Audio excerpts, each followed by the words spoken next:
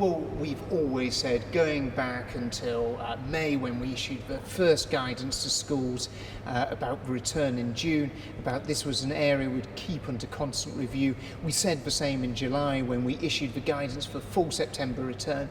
We obviously took the time to look at what the World Health Organization said and looked at details as to how they recommended in terms of high transmission areas that there should be there's a benefit for using face coverings. And that's why only in those high transmission areas, those areas where there's local lockdowns, that we're recommending that secondary schools and only secondary schools look at face coverings in communal areas. Well, you've changed your position on so many things, on quarantine, on getting primary school children back, on free school meals.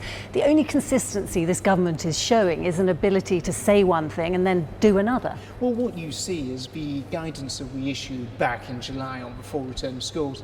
There's been very little change on that, but where we felt that there's a need to tweak it, looking and talking to the sector in order to be able to take on their concerns and deal with them, that's what we've done. But I think that's a sensible and proper approach, because the safety of young people, the safety of those who work in schools is of course at the forefront of my concerns, but also the importance of getting children back into school.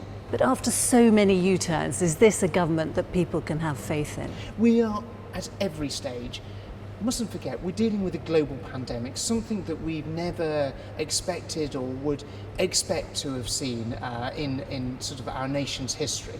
And we're having to do unprecedented things. And of course, sometimes we do have to adapt to the fact that it is unprecedented times, and we do have to change our course of action. But I think most of your viewers would want to see a government that was willing to be able to change and adapt, as against be dogmatic and rigid and not be willing to make changes that need to be done. But isn't the issue we seem to be adapting so much slower than other countries? Not at all. We've led the way in terms of our fight against coronavirus. What you're seeing is real success in driving down the transmission rates, and where we have to take action in local areas, we've not been afraid to do so. That's what you've seen in areas such as Leicester and many other parts across the country, including in Greater Manchester, where actions needed to be taken. We've taken that action.